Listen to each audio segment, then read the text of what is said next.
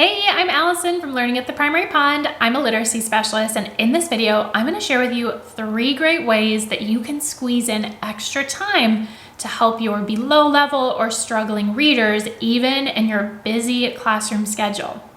Before we dive in yet, if you haven't subscribed to my channel, go ahead and do that now. And then also don't forget to hit the little bell so that you don't miss out on any of the brand new videos that I post about teaching literacy in K2. So I'm passionate about everything that I do, literacy, teaching-wise, learning at the primary pond, but something that I'm extra passionate about is reading intervention and supporting those kids who aren't where they need to be.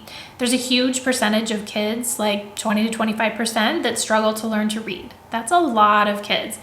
And so for those kids, I believe that every teacher should have the knowledge and tools they need to give them, every chance at becoming a proficient reader. So it's just a huge passion of mine, and I'm excited to talk to you about it in this video.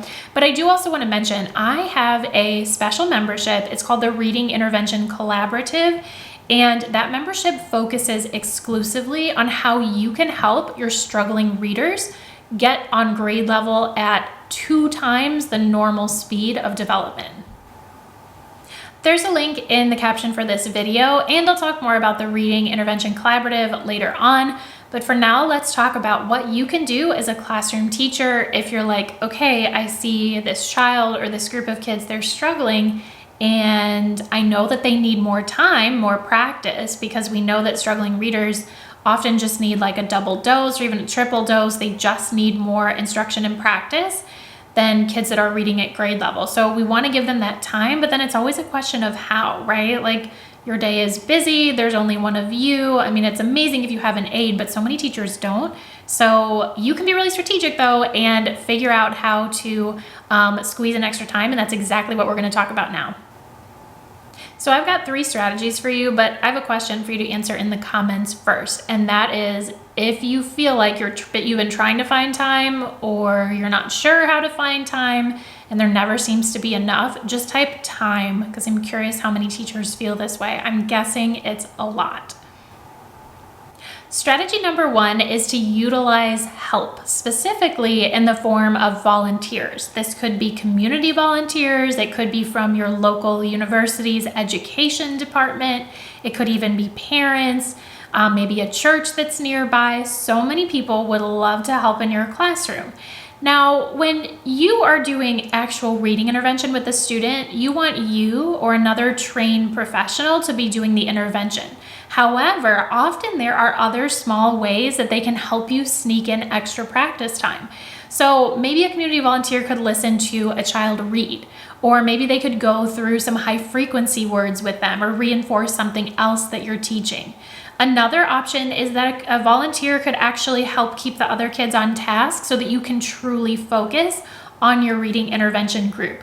There are so many people that would love to help you, and I know that especially if you're a newer teacher, it can feel weird to have somebody in the classroom, but if you keep in mind your goal, which is to help all kids be successful, then that can feel a little bit easier to let them come into your space. But volunteers are so amazing in helping you find extra time to work with these kiddos.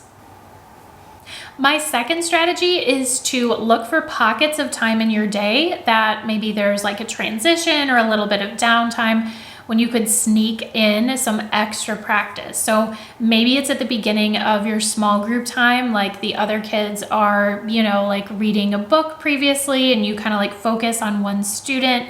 Maybe it's, like between activities, instead of doing a certain activity, your students who need reading intervention come to you or work with a volunteer or even get on an app that's specifically targeted to their needs. So think about pockets of downtime like that when you could just squeeze in a little bit of extra practice. And, it might just seem like, well, that's just a couple of minutes, but it really can make a difference. And I believe that it needs to be kind of like an all hands on deck, like anything we can do to find extra time for these kiddos, because that really benefits them. The last strategy that I have for you is to put your reading intervention activities toward the beginning of the morning as much as possible. Now, I know that schedules differ, and some teachers, their kids come in and they immediately go to specials or somewhere else.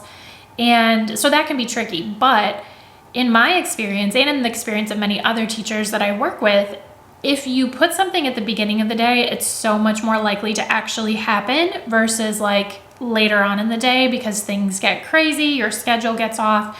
So the important things like reading intervention, if you can do that maybe when the kids are coming in and maybe they're just doing something simple like, morning journals, maybe you kind of like hurry through your own morning preparation activities, and then, you sit down with a couple of kids, and it, again, it doesn't have to be this like long drawn out lesson all the time. Of course, focused reading intervention lessons are important, but if you can just sneak in a little bit of extra practice, the earlier in the day you can make it happen, I feel like the more likely it is to actually take place.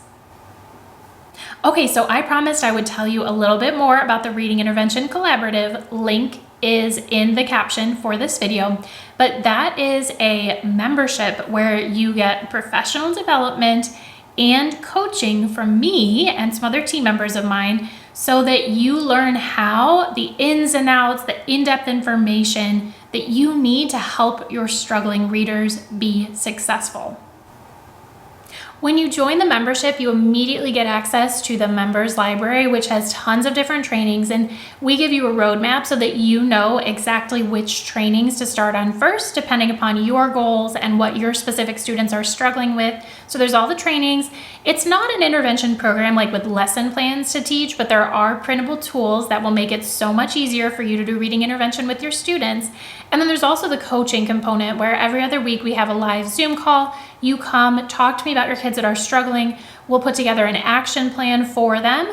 And so you have access to me not only through the Zoom calls, but then I also have a special community, like a private forum that's just for our Reading Intervention Collaborative members, where you can message me, you can post in the group and get other people's opinions too. So it's all about support and showing you, how to dig in and get your kids that are struggling the results that they need in order to become confident, fluent readers. So I'd love to have you in the membership. Again, link to the Reading Intervention Collaborative is in the caption for this video.